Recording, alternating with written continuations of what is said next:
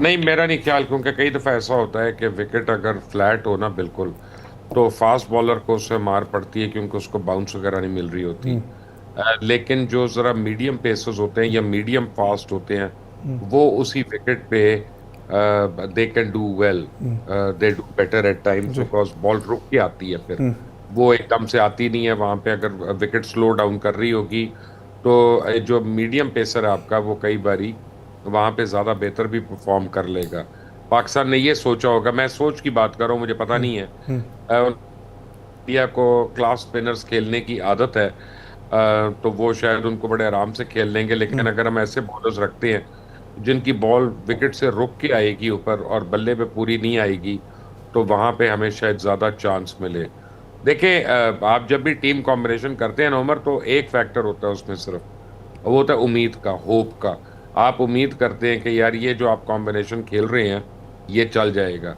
But Pakistan हमेशा या उम्मीदों पे रहता है या दुआओं पे रहता है। पाकिस्तान को चाहिए कि अपनी स्किल सेट के ऊपर भी कोशिश कर ले, और वो भी करना शुरू कर दे। लेकिन अब आपने मुझे कहा कि फखर का गलत आउट दिया है, जी। वो क्या हुआ बताएं जरा नाजरीन को, और मुझे दोनों बताएं। वो ऐसा है कि हम पिछले काफ़ी दिनों से देख रहे हैं, जब से एशिया कप चल रहा है, कि जो भी अपील होती है, हमारे खिलाफ जो भी अपील है, अंपायर का वतीरा बन गया है कि उसने हाथ खड़ा करना है आउट के लिए। और हम भी पीछे यही बात कर रहे थे कि मैं बाकायदा तौर पे लग रहा है कि संजू सैमसन ने जब कैच पकड़ा है तो पहले बॉल हिट कर रही थी। अभी मैं सुन के आया हूँ कि वकार यूनस भी बार बार कमेंट्री बॉक्स में यही बात कर रहे थे कि जब बॉल कैरी नहीं हुआ ना उनके ग्लव्स के अंदर, और पहले जो है वो ग्राउंड को हिट किया, बाद में उन्होंने कैच पकड़ा। सब ये बात कर रहे हैं, और अंपायर के पास, जिसके पास तकरीबन को 27-28 कैमरास होते हैं, वो 4 एंगल से देख रहा था, उसको नजर नहीं आ रहा। इसके पीछे क्या मंतक नजर आती है? क्या अंपायरिंग का लेवल तो वैसे ही बहुत नीचे गया हुआ है, क्या यहां पर भी बीसीसीआई इन्फ्लुएंस कर रहा है?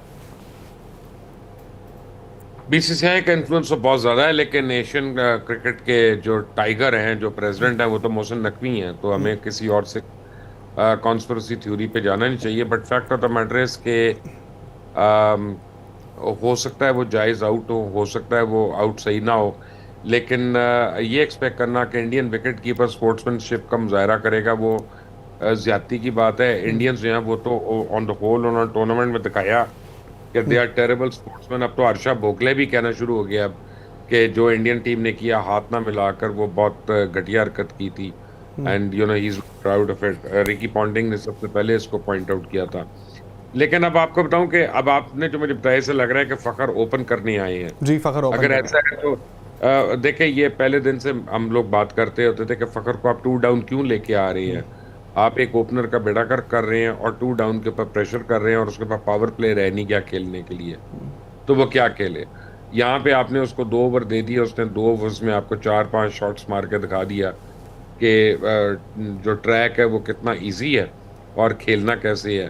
अब अगर इतना इजी ट्रैक है, तो देखना ये है कि जब इंडिया सेकंड बैटिंग करता है, तब तक ये विकेट ऐसी ही रहती है, बाउंस वगैरह में इवन रहती है कि ये अनइवन हो जाती है या लो रहना शुरू हो जाती है।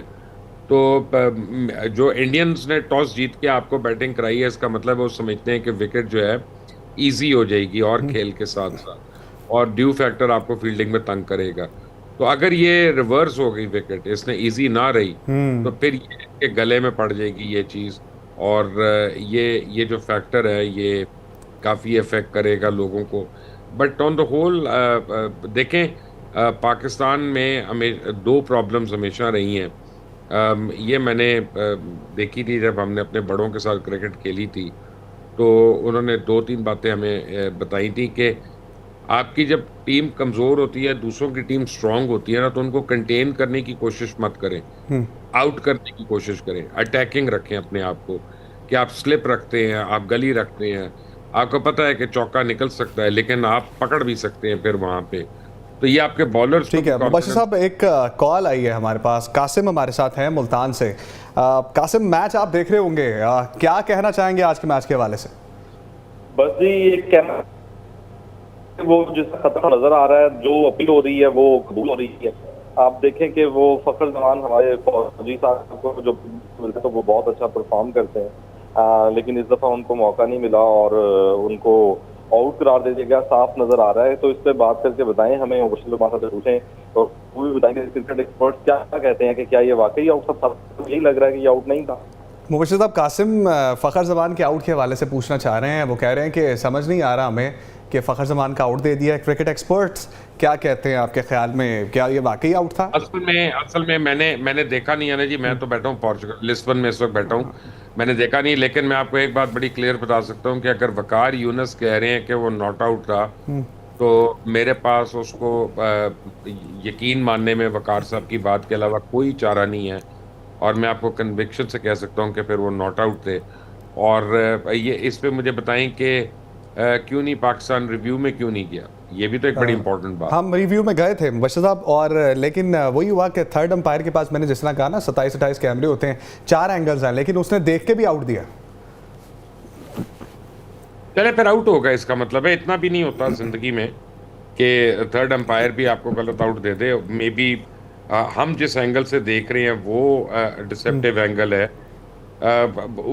ठीक है, अब let's play on the game, क्योंकि फखर के अलावा भी तो 10 लोग हैं, उन्होंने भी तो खेलना है। फखर ने ठीक है बड़ा अच्छा स्टार्ट दिया, बट दैट इज हिस्ट्री, वो आउट हो गए हैं। He is back in the Pavilion.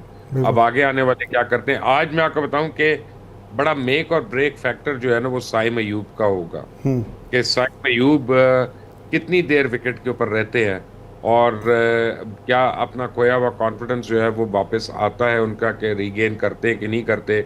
क्योंकि साइम अयूब जो है इज अ मैच विनर। अकेला एक बैट्समैन जो है वो मैच विनर हो सकता है। ऑन तौकीर हमारे साथ शकरगढ़ से मौजूद हैं। तौकीर, क्या कहना चाहेंगे? मैच आप देख रहे हैं और फ़खर ज़मान आउट हुए हैं, साहबजादा फरहान और साइम अयूब खेल रहे हैं। मैं बस ये कहना चाहूंगा कि आप अच्छी अच्छी बातें करें, लेकिन कोशिश करें कि इनको नजर ना लग जाए, ये ऐसे ही खेलते रहें और मैच करें। यार ये देखें फकीर, ये बताएं कि हमारी टीम है जिसको नजर भी लगती है और हमारी लगती है, ये दूसरों को नहीं लगती। अगर हम कहें कि यार वो विराट कोहली बड़ा अच्छा खेल रहा है, तो वो और अच्छा हो जाता है, उसको नजर नहीं लगती है। फिर छक्का हुआ है मुबशिर साहब, और कैच भी ड्रॉप हुआ है, और हम 9 की एवरेज से खेल रहे हैं। 68 रन अभी हमने बनाए हैं, और भारत की आज फील्डिंग अच्छी नहीं लग रही। 3 कैच छोड़े हैं भारत ने मुबशिर साहब। अब मुझे बताएं कि कितने ओवर्स में 68 हुए हैं। 7.3 over, 68 run, 1 down. That is a very very high average. That is a very very high average. और ये मैंने कहा कि साइम अयूब का विकेट पे होना ये बहुत इंपॉर्टेंट है और क्रिटिकल है। अगर ये 15 ओवर तक विकेट पे रह जाते हैं तो गेम का कम्प्लेक्शन बदल जाएगा इंशाल्लाह। अच्छा देखिए, मैं आपको एक और बात बताता हूँ कि मुझे मैं नारे नहीं मारता उस तरह के, लेकिन जिस तरह का बिहेवियर इंडियंस का, इंडियन गवर्नमेंट का, इंडियन बोर्ड का, इंडियन टीम का, इंडियन प्लेयर्स का रहा है over a period of time, और जिस तरह इन्होंने चैंपियंस ट्रॉफी में भी डील किया है, तो मैं तो कहता हूँ कि अल्लाह ताला इनको और एक्सपोज करे। ये पता नहीं ओमान के हाथों बच गए, ये तो उसके हाथों से लील होने लगे।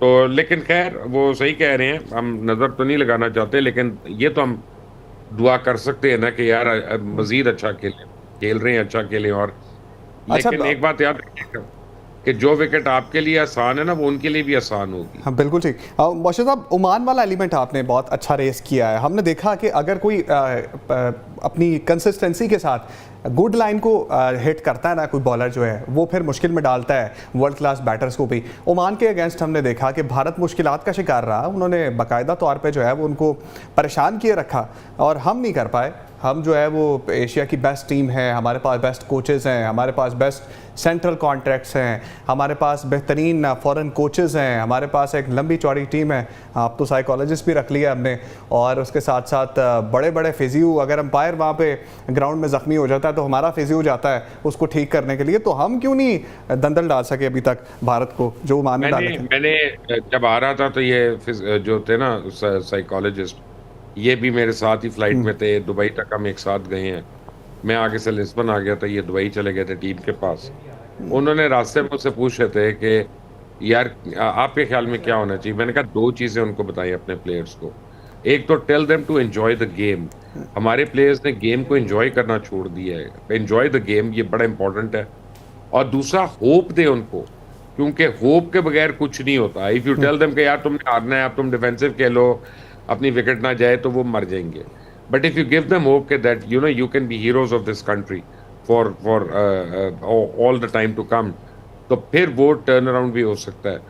तो आई होप कि उन्होंने काम किया। और जो आप मुझे अभी परफॉर्मेंस का बता रहे हैं, लगता तो यही है कि हमारे जो साइकोलॉजिस्ट साहब हैं, डॉक्टर साहब जो हैं, उन्होंने काम दिखाया है। ठीक है, अफजल हमारे साथ मौजूद है रावलपिंडी से। अफजल, एक और छक्का लग गया जी, साइम ने छक्का मार दिया एक और, पूरा मुंह पे और डाउन द ग्राउंड जाके छक्का मारा मुबशिर साहब। अफजल, पाकिस्तान की टीम अच्छा खेल रही है और 9.31 की एवरेज के साथ हम खेल रहे हैं। मुबशिर साहब से क्या पूछना चाहेंगे आज के मैच के हवाले से?